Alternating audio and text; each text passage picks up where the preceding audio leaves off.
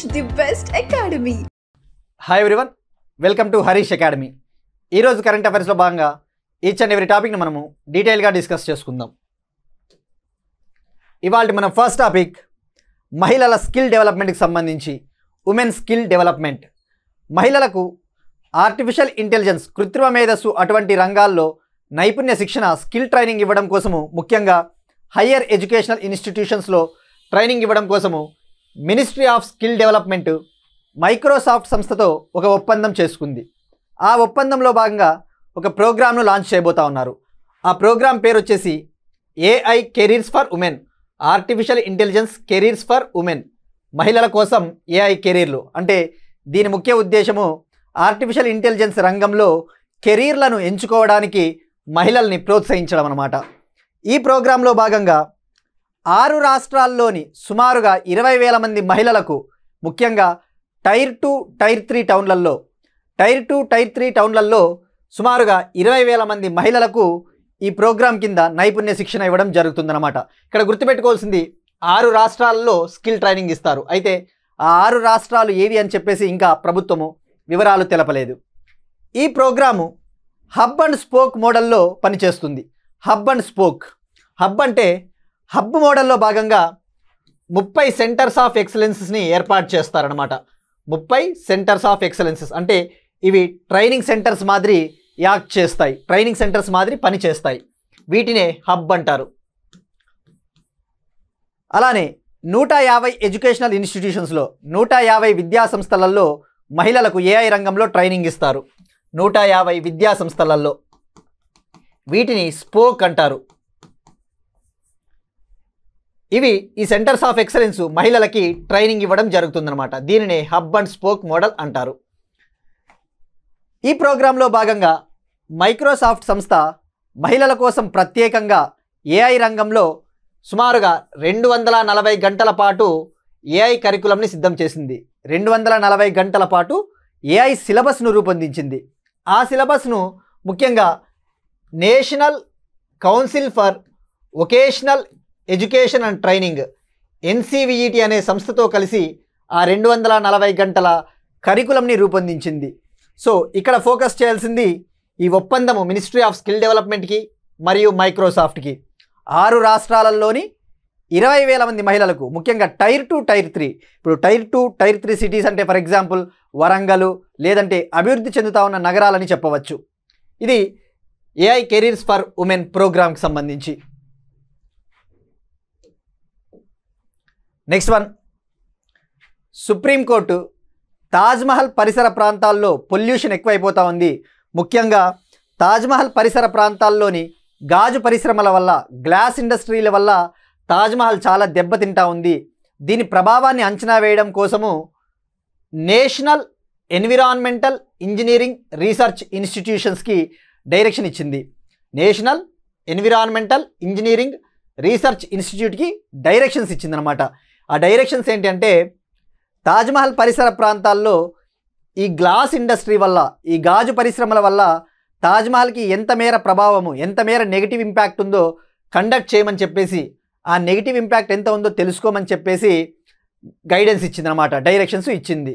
So ఇక్కడ focus చేయాల్సింది మనం గతంలో కూడా డిస్కస్ చేసుకున్నాం. తాజ్మహల్కి సంబంధించి తాజ్ ట్రెపీజియం జోన్ ఉంటుందని చెప్పేసి, తాజ్ ట్రెపీజియం జోన్ అనమాట.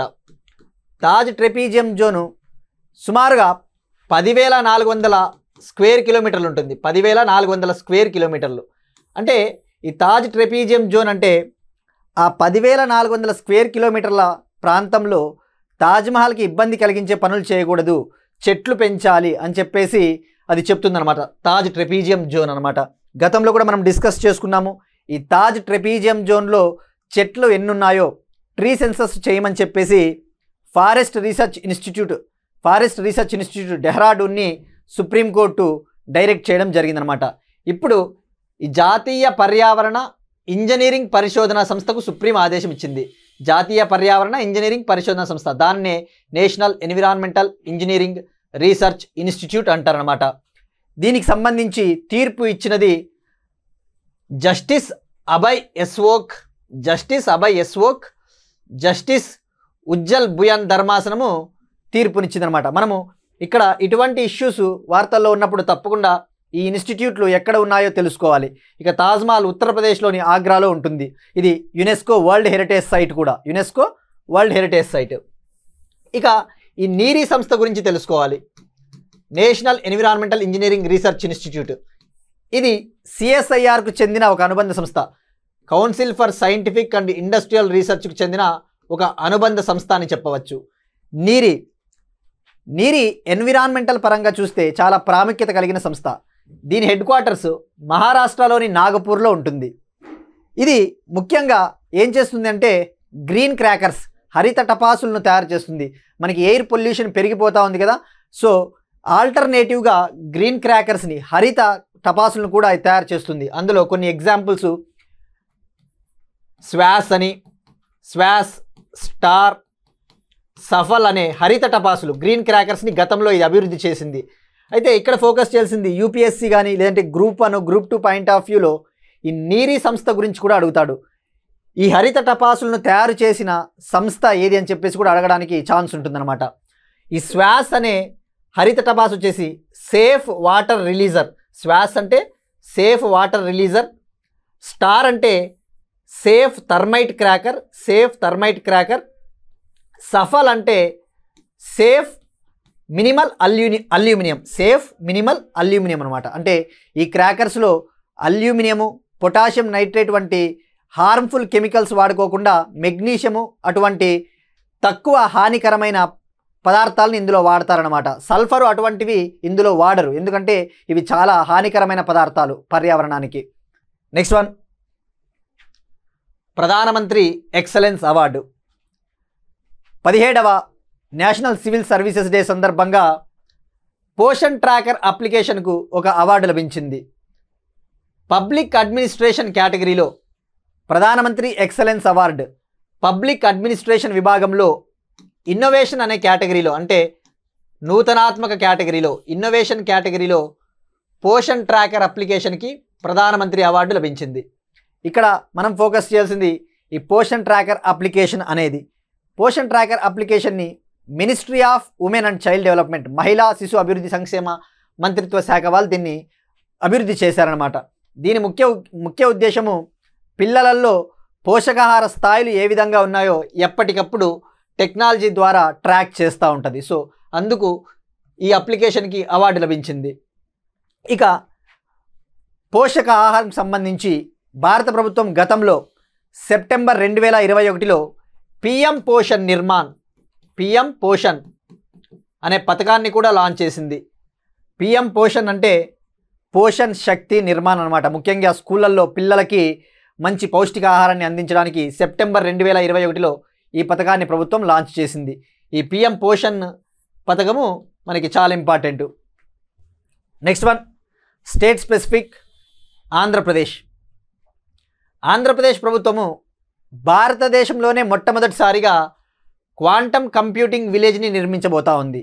క్వాంటమ్ కంప్యూటింగ్ విలేజ్ అనగా క్వాంటమ్ కంప్యూటింగ్ గ్రామం. అంటే క్వాంటమ్ కంప్యూటింగ్ విలేజ్ అంటే ఏం లేదు, ఇక్కడ క్వాంటమ్ కంప్యూటింగ్కి అవసరమైన infrastructure, research and development infrastructure, మౌలిక వసతుల్ని ఇక్కడ ఏర్పాటు చేస్తారనమాట. తద్వారా భవిష్యత్తులో ఐటీ సంస్థలకు కావచ్చు, ఎటువంటి గవర్నమెంట్ ఆర్గనైజేషన్స్కైనా అవసరమైన క్వాంటమ్ కంప్యూటింగ్ మౌలిక వసతుల్ని ఇక్కడ మనము పొందవచ్చు అన్నమాట. సో దీనిని అమరావతిలో నిర్మించాలని చెప్పేసి ఆంధ్రప్రదేశ్ ప్రభుత్వం భావిస్తూ ఉంది.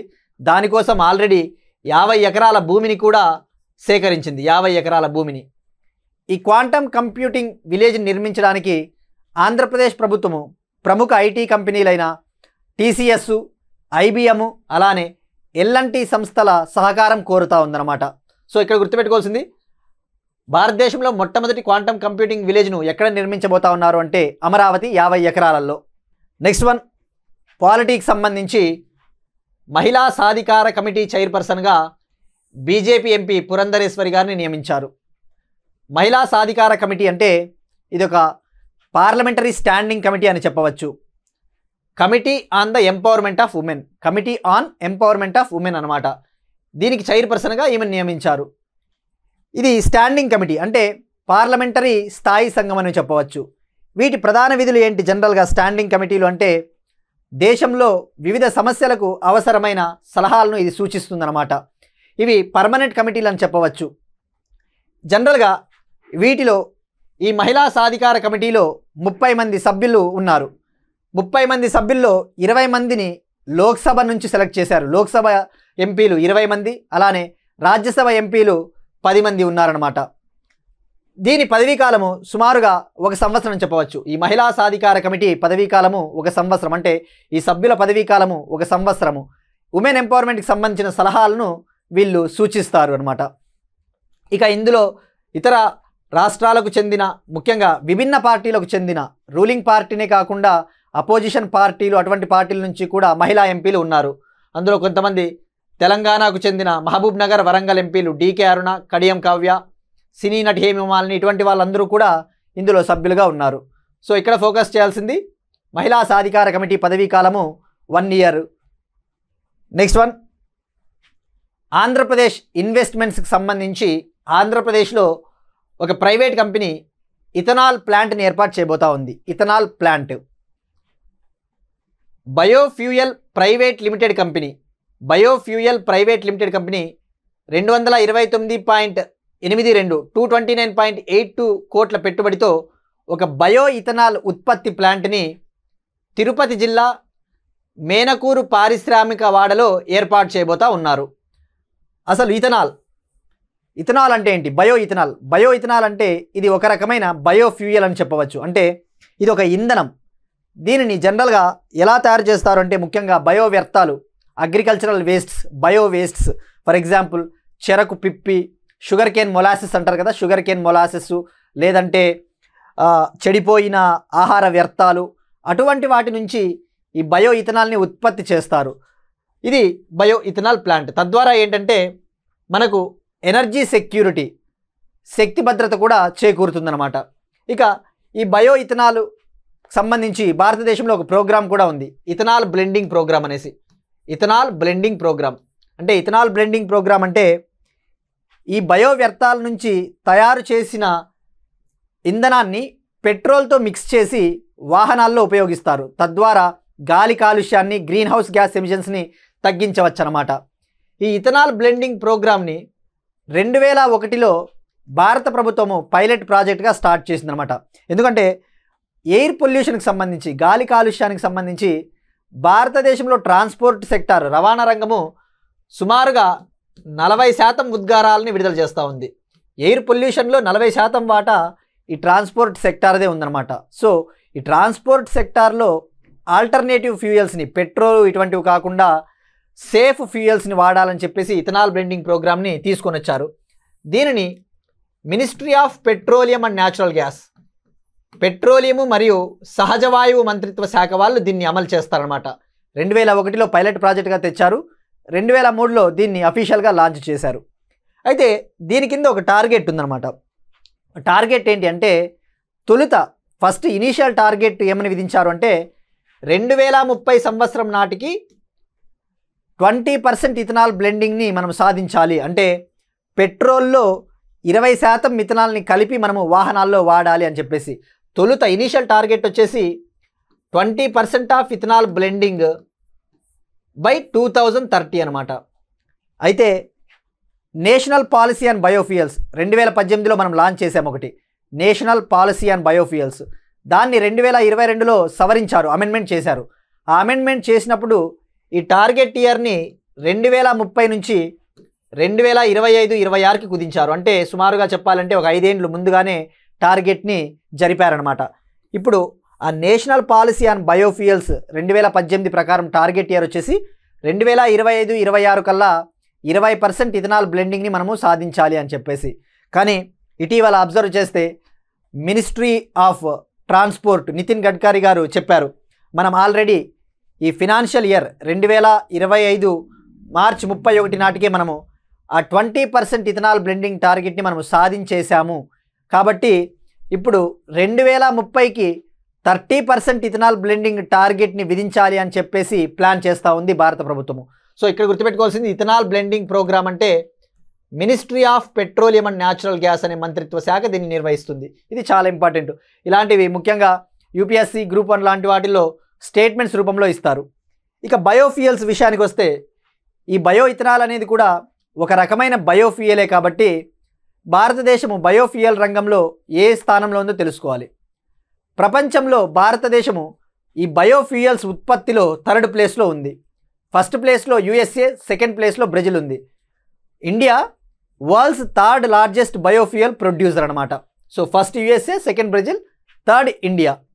ఇది మనకు బయో ఇథనాల్కి సంబంధించి స్టాటిక్ పాయింట్ ఆఫ్ వ్యూలో ఈ ప్లాంట్కి సంబంధించి. ఇప్పుడు క్వశ్చన్ చూద్దాం. వన్యప్రాణుల వేటకు సంబంధించి ఈ వన్యప్రాణుల వేటను తగ్గించడానికి ఇటీవల భారతదేశంలోని ఒక టైగర్ రిజర్వ్లో ఒక హెచ్చరిక వ్యవస్థని తీసుకొని వచ్చారనమాట. దానికి సంబంధించినది. ఇటీవల వన్యప్రాణుల వేటను తగ్గించడానికి ఏ టైగర్ రిజర్వు ఏఐ ఆధారిత ట్రయల్ గార్డ్ హెచ్చరిక వ్యవస్థను అమలు చేసింది? Artificial intelligence based trail guard సిస్టమ్ను ఇటీవల ఏ టైగర్ రిజర్వు ఇంప్లిమెంట్ చేసింది? Option A Bandipur tiger reserve, option B Jim Corbett tiger reserve, option C Similipal tiger reserve, option D Ratapani tiger reserve. దీనికి ఆన్సర్ ట్రై చేయండి. దాంతోపాటు ఈ టైగర్ రిజర్వ్స్ ఏ ఏ రాష్ట్రాల్లో ఉన్నాయో కూడా ఆన్సర్ చేయడానికి ట్రై చేయండి. ఎందుకంటే ఇవన్నీ కూడా మనకి ఇటీవల వార్తల్లో చూసిన టైగర్ రిజర్వ్సే. మ్యాచ్ ద ఫాలోయింగ్లో ఇవ్వడానికి కూడా ఛాన్సెస్ ఉంటాయి. ఇక నెక్స్ట్ వన్, నిన్నటి క్వశ్చను. కర్బన మార్కెట్లపై మొదటి అంతర్జాతీయ సమావేశము ప్రకృతి పేరిట భారతదేశంలోని ఏ నగరంలో 2025 ఫిబ్రవరి 24, 25 తేదీల్లో జరిగింది అంటే దీనికి ఆన్సర్ వచ్చేసి న్యూఢిల్లీ. న్యూఢిల్లీలో ఇటీవల world's first international conference on carbon markets సదస్సు జరిగింది. Next one, energy economy related renewable energy sector ఇన్వెస్ట్మెంట్స్కి సంబంధించి ministry of new and renewable energy ఒక రిపోర్ట్ విడుదల చేసింది. 2020 నుంచి 2024 మధ్య ఈ రెన్యూబుల్ ఎనర్జీ సెక్టార్కు సంబంధించి పునరుత్పాదక శక్తి వనరుల పెట్టుబడులకు సంబంధించి ఒక రిపోర్ట్ విడుదల చేసింది. ఆ రిపోర్ట్ ప్రకారం భారతదేశంలో ఏ రాష్ట్రం టాప్లో ఉందో ఆ రిపోర్ట్ తెలుపుతా ఉంది. 2020 నుంచి 2024 వరకు ministry of new and renewable energy ప్రకారము ఈ రెన్యూబుల్ సెక్టార్లోకి సుమారుగా 4 లక్షల కోట్ల పెట్టుబడులు వచ్చాయట. సుమారుగా 4 లక్షల కోట్ల పెట్టుబడులు 2020 నుంచి 2024 మధ్య వచ్చాయి. ఆ పెట్టుబడులలో అత్యధిక శాతం పెట్టుబడులు, ముఖ్యంగా హాఫ్ ఆఫ్ ద ఇన్వెస్ట్మెంట్స్ 50%కు పైగా రెన్యూబుల్ ఎనర్జీ ఇన్వెస్ట్మెంట్స్ గుజరాత్, రాజస్థాన్కే వెళ్ళాయి. రాజస్థాన్కి ఆ 4 లక్షల కోట్ల పెట్టుబడుల్లో మొదటి స్థానంలో గుజరాత్ ఉంది. గుజరాత్ అత్యధికంగా పెట్టుబడులు పొందింది. 2వ ప్లేస్లో Rajasthan, 3rd Tamil Nadu, 4th Maharashtra, 5th Karnataka. ఇటువంటివి చాలా ఇంపార్టెంట్. ఎందుకంటే ట్రెండ్స్ ఇవి మనకి ఎకానమీలో కూడా హెల్ప్ అవుతాయి. ఎకానమీ కావచ్చు, లేదంటే సైన్స్ అండ్ టెక్నాలజీలో ఏపీ గ్రూప్ 2 వాళ్ళకైతే ఈ ఎనర్జీ సెక్టార్ అని చెప్పేసి ఒక సపరేట్ చాప్టరే ఉందన్నమాట. అక్కడ ఎనర్జీ ట్రెండ్స్ అనే ఒక టాపిక్నే మెన్షన్ చేసి ఉంటాడు. ఎనర్జీ ఎస్టిమేట్స్, ఎనర్జీకి సంబంధించిన అంచనాలు. మనకి ప్రతిదీ ఐడియా ఉండాలి. భారతదేశంలో ఏ రాష్ట్రము రెన్యూబుల్ ఎనర్జీకి సంబంధించి అత్యధిక ఉత్పత్తిదారు అటువంటివే కాకుండా ఈ పెట్టుబడులు కూడా ఏ రాష్ట్రంలో ఎక్కువగా వస్తూ ఉన్నాయో తెలుసుకోవాలి. సో ఇక్కడ గుర్తుపెట్టుకోవాల్సింది 2020 నుంచి 2024 మధ్య అత్యధికంగా గుజరాత్ పొందిందనమాట రెన్యూబుల్ ఎనర్జీ పెట్టుబడులు. 2nd ప్లేస్లో రాజస్థాన్. ఇక భారతదేశంలో రెన్యూబుల్ ఎనర్జీ ఉత్పత్తికి సంబంధించి రెన్యూబుల్ ఎనర్జీ ఇన్స్టాల్డ్ కెపాసిటీ విషయానికి వస్తే యాజ్ ఆఫ్ ఫిబ్రవరి 2025 ఫిబ్రవరి నాటికి భారతదేశంలో రెన్యూబుల్ ఎనర్జీ రంగంలో రాజస్థాన్ టాప్లో ఉంది. మొత్తం ఓవరాల్గా పునరుత్పాదక శక్తి అంటే solar energy, wind energy, hydro energy, bio energy ఇటువంటివన్నీ తీసుకుంటే రాజస్థాన్ టాప్లో ఉంది. 2nd ప్లేస్లో గుజరాత్ ఉంది. గుజరాత్. ఇక్కడ కన్ఫ్యూజ్ అవ్వద్దండి. ఈ పెట్టుబడుల విషయం అయితే గుజరాత్ టాపు, కానీ ఓవరాల్గా ఇన్స్టాల్డ్ కెపాసిటీ అయితే రాజస్థాన్ టాపు. ఇటువంటి ట్రెండ్స్ కావాలంటే మనకి జనరల్గా నీతి ఆయోగ్ వెబ్సైటు లేదంటే ministry of new and renewable energy వెబ్సైట్లో కనుక మనం వెళ్తే ఈ డేటా అనేది మనం ఎప్పటికప్పుడు తెలుసుకోవచ్చు. ఎందుకంటే ఈ డేటా అనేది ఫిబ్రవరి నెలలో ఒకలా ఉంటుంది, మార్చి నెలలో ఒకసారి మారుతూ ఉంటుంది అనమాట. సో ఆ డేటా మాత్రం మనం ఎప్పటికప్పుడు యాడ్ చేసుకోవాల్సి ఉంటుంది. Next one again economy related. భారతదేశము తన డొమెస్టిక్ స్టీల్ ఇండస్ట్రీ, భారతదేశపు స్వదేశీ స్టీల్ ఇండస్ట్రీని కాపాడుకోవడానికి 12% సేఫ్ గార్డ్ సుంకాన్ని విధించింది. ముఖ్యంగా చైనా, వియత్నాం నుంచి ఈ స్టీల్ ఇంపోర్ట్స్ ఎక్కువగా భారతదేశంలోకి వస్తూ ఉన్నాయన్నమాట. ఇప్పుడు ఫర్ ఎగ్జాంపుల్ ఎప్పుడైతే ట్రంప్ అడ్మినిస్ట్రేషన్ వచ్చిన తర్వాత చైనా పైన అధికంగా సుంకాలు వేస్తూ ఉన్నాడు, టారిఫ్స్ అనమాట. సో చైనాకి ఇప్పుడు మార్కెట్ తగ్గిపోయింది, అమెరికాకి ఎక్స్పోర్ట్ చేయలేదు. సో వీళ్ళు ఏం చేస్తూ ఉన్నారు, భారతదేశానికి స్టీల్ అనేది ఎక్కువగా ఎగుమతి చేస్తూ ఉన్నారన్నమాట. అంటే తక్కువ రేట్లకే ఇంపోర్ట్స్ ఎక్కువైపోతూ ఉన్నాయన్నమాట. చీప్ రేట్లతో కూడిన ఇంపోర్ట్స్ భారతదేశంలోకి ఎక్కువైపోతూ ఉన్నాయి. తద్వారా ఇండియన్ డొమెస్టిక్ ఇండస్ట్రీ దెబ్బతింటుందని చెప్పేసి Indian government 12% safeguard duty అంటారు, 12% సేఫ్ గార్డ్ డ్యూటీ లేదా సుంకము దీన్ని విధించింది చైనాకు, వియత్నాంకు చెందిన ప్రోడక్ట్ల పైన. అయితే ఇక్కడ ఫోకస్ చేయాల్సింది ఎకానమీలో టర్మ్ వచ్చేసి safeguard duty, anti dumping duty అని ఉంటుంది, రెండు ఉంటాయి. ఈ సేఫ్ గార్డ్ డ్యూటీ అనేది ఇండియన్ డొమెస్టిక్ ఇండస్ట్రీని రక్షించుకోవడానికి, ఆ ఇంపోర్ట్స్, ఆ దిగుమతులు పెరిగిపోతూ ఉన్నప్పుడు ఇండియన్ డొమెస్టిక్ ఇండస్ట్రీని రక్షించుకోవడానికి ఈ సేఫ్ గార్డ్ డ్యూటీ విధిస్తారు. ఈ యాంటీ డంపింగ్ డ్యూటీ అన్నా కూడా ముఖ్యంగా చీప్గా ఈ ప్రోడక్ట్స్ని భారతదేశంలోకి డంప్ చేస్తూ ఉన్నప్పుడు ఈ చీప్ ప్రోడక్ట్స్ని భారతదేశంలో ఎంకరేజ్ చేయకోకుండా ఉండేదానికి యాంటీ డంపింగ్ డ్యూటీ విధిస్తూ ఉంటారన్నమాట. సో ఇక్కడ గుర్తుపెట్టుకోవాల్సింది 12% safeguard duty ministry of finance notification జారీ చేసిందనమాట. మినిస్ట్రీ ఆఫ్ కామర్స్ అడిగింది మినిస్ట్రీ ఆఫ్ ఫైనాన్స్ని, మీరు నోటిఫికేషన్ జారీ చేయండి ఈ సుంకాన్ని విధించడానికంటే మినిస్ట్రీ ఆఫ్ ఫైనాన్స్ నోటిఫికేషన్ జారీ చేసి ఈ సుంకాన్ని విధించడం జరిగింది. నెక్స్ట్ వన్, ప్రపంచవ్యాప్తంగా ఈ ట్రేడ్ వార్స్ పెరిగిపోతూ ఉన్నాయి. ముఖ్యంగా అమెరికా టారిఫ్స్ ఎక్కువగా వేస్తూ ఉండడం వల్ల ప్రపంచ దేశాలన్నీ కూడా విపరీతంగా దెబ్బతింటూ ఉన్నాయి. ఈ సందర్భంలో, ఈ సమయంలో ఇంటర్నేషనల్ మానిటరీ ఫండ్ తన అంచనాను తెలిపింది. ప్రపంచవ్యాప్తంగా ఈ ఆర్థిక సంవత్సరంలో 2025-26 ఆర్థిక సంవత్సరంలో వృద్ధి రేటు, ప్రపంచ వృద్ధి రేటు ఎలా ఉండబోతా ఉందని చెప్పేసి IMF ఒక అంచనా వేసింది. ఆ దానికి సంబంధించి 2025-26 ఆర్థిక కాలానికి గాను ఈ సంవత్సరం వరల్డ్ అవుట్పుట్, ప్రపంచ వృద్ధి కేవలం 2.8% మాత్రమే ఉంటుందని చెప్పేసి అంచనా వేసింది. కేవలం 2.8% అంటే చాలా తక్కువ. దీన్ని బట్టి అర్థం చేసుకోవచ్చు అమెరికా సుంకాలు పెంచడం వల్ల ఏ విధంగా ప్రపంచ దేశాలు దెబ్బతింటా ఉన్నాయని చెప్పేసి. ఆల్రెడీ చూస్తూ ఉన్నాం, అమెరికా మెక్సికో పైన, కెనడా పైన, తన బార్డర్ కంట్రీస్ అయిన వాటిపైన కూడా ఎక్కువగా సుంకాలు విధిస్తూ ఉంది. ఇంటర్నేషనల్ రిలేషన్స్ కాంటెక్స్ట్లో ఒక ఇడియం ఉంటుంది, పాపులర్ ఇడియం. అంటే ఒక పాపులర్ ఇడియం, ఆ ఇడియం ఏంటి అంటే when America sneezes the world gets cold అంటారు. When America sneezes the world gets cold అంటే తెలుగులో చెప్పాలంటే అమెరికా తుమ్మింది అనుకో ప్రపంచ దేశాలన్నిటికీ జలుబు చేస్తుంది అని అంటారు. అంటే దాని అర్థము అమెరికా ఆర్థిక వ్యవస్థ బలహీనపడితే ప్రపంచ దేశాల ఆర్థిక వ్యవస్థ కూడా బలహీనపడుతుంది అని చెప్పేసి ఒకప్పుడు ఇది పాపులర్ సేయింగ్ అనమాట ఇంటర్నేషనల్ రిలేషన్స్లో. కానీ ఇంకా IMF ఏమని చెప్తా ఉంది అంటే భారత ఆర్థిక వ్యవస్థ విషయానికి వస్తే మాత్రము ఎన్ని టారిఫ్స్ అమెరికా విధించినా కూడా మన దేశం మాత్రము 6.2%తో వృద్ధి సాధిస్తుంది. 2025-26 కాలానికి గాను 6.2% వృద్ధి రేటు సాధిస్తుంది అని చెప్పేసి చెప్పింది. అదే చైనా అయితే ఈ సంవత్సరము 4% వృద్ధి రేటుకు పడిపోతుందని చెప్పేసి కూడా చెప్పింది. దీన్ని బట్టి అర్థం చేసుకోవచ్చు Indian economy is resilient to any external hardships అని చెప్పవచ్చు. ఇది IMF. మరి ఇక్కడ తెలుసుకోవాల్సింది IMF ఏ రిపోర్టు ద్వారా ఈ అంచనాలు చెప్పింది అంటే IMF ఒక రిపోర్టు, పాపులర్ రిపోర్టు విడుదల చేస్తుంది, world economic outlook.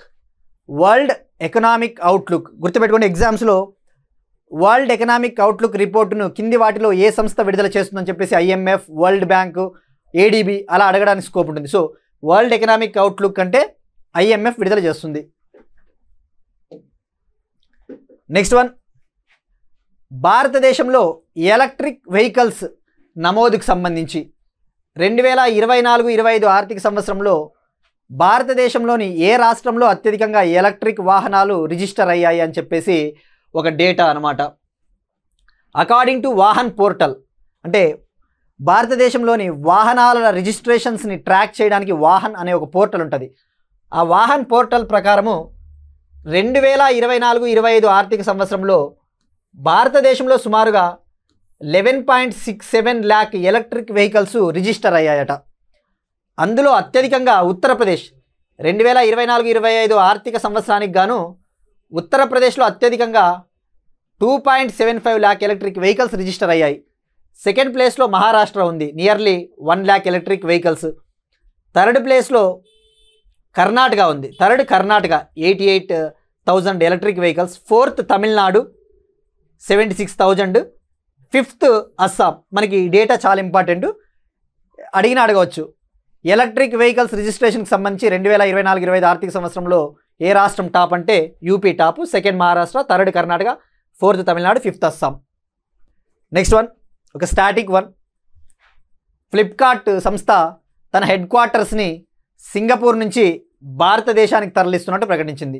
E commerce platform Flipkart తన హెడ్ క్వార్టర్స్ని సింగపూర్ నుంచి భారతదేశానికి తరలిస్తున్నట్టు ప్రకటించారు.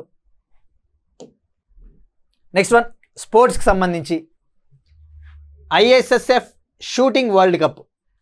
ఐఎస్ఎస్ఎఫ్ షూటింగ్ వరల్డ్ కప్ రెండవ దశ పెరూ దేశంలోని లీమాలో జరిగింది. ఇది యాక్చువల్లీ 4 స్టేజెస్లో జరుగుతూ ఉంది. ఫస్ట్ స్టేజ్ వచ్చేసి అర్జెంటీనాలో ఏప్రిల్ 1 నుంచి 11 వరకు జరిగింది. ఇది ఏప్రిల్ 13 నుంచి ఏప్రిల్ 22 వరకు పెరూలోని లిమాలో జరిగింది. ఈ ఐఎస్ఎస్ఎఫ్ షూటింగ్ వరల్డ్ కప్లో ఇండియా ఓవరాల్గా థర్డ్ ప్లేస్లో నిలిచింది. మొత్తము 7 మెడల్స్ సాధించింది భారతదేశము. అందులో 2 గోల్డ్, 4 రజతాలు, 1 కాంస్యం ఉన్నాయి. అగ్రస్థానంలో చైనా ఉంది, అమెరికా సెకండ్ ప్లేస్లో నిలిచింది. China first place, America second ప్లేస్లో నిలిచింది. ఇక ఈ షూటింగ్ వరల్డ్ కప్ 2025లో భారత్ తరపున అత్యుత్తమ క్రీడాకారిణిగా 18 ఏళ్ల సురుచి ఇందర్ సింగ్ నిలిచింది. 18 ఏళ్ల సురుచి ఇందర్ సింగ్ భారత్ తరపున అత్యుత్తమ క్రీడాకారిణిగా ఈ టోర్నీలో నిలిచింది. సో ఇక్కడ గుర్తుపెట్టుకోండి, సురుచి ఇందర్ సింగ్ అనే ఆమె ఈమె ఏ క్రీడా విభాగానికి చెందిందో కూడా అడగవచ్చు. సో ఈమె షూటింగ్. ఈమె 10 మీటర్ల ఎయిర్ పిస్తల్ వ్యక్తిగత విభాగము, అలానే మిక్స్డ్ టీంలో సౌరభ్ చౌదరితో కలిసి సురుచి 2 గోల్డ్ పతకాలని గెలుచుకుందట. సో గుర్తుపెట్టుకోవాల్సింది Suruchi Inder Singh shooting. Next one, awards. Cricket క్రీడకు సంబంధించి యూకే విజ్డెన్ అవార్డ్స్ అని చెప్పేసి ఇస్తుంది. విజ్డెన్ ఈ అవార్డ్స్ 2024 సంవత్సరానికి గాను 2 భారతదేశపు క్రికెటర్లకు దక్కింది. ఒకరికి మెన్స్ విభాగంలో, పురుషుల విభాగంలో Wisden's men leading cricketer of the year award, Wisden's men leading cricketer of 2024 award వచ్చేసి ఇండియన్ ఫాస్ట్ బౌలర్ జస్ప్రీత్ బుమ్రాకి దక్కింది. Women's leading cricketer of 2024 award, women's leading cricketer మహిళల విభాగంలో భారత మహిళా క్రికెట్ క్రీడాకారిణి స్మృతి మందన గారికి ఈ పురస్కారం దక్కింది. ఈ లిస్టులో పేరు సంపాదించుకునింది. ఇక leading T20 player in the world 2024 సంవత్సరానికి గాను T20 క్రికెట్లో leading T20 player in the world వచ్చేసి విజ్డెన్. వెస్టిండీస్ క్రికెటర్ నికోలస్ పూరన్కి దక్కిందనమాట అవార్డు.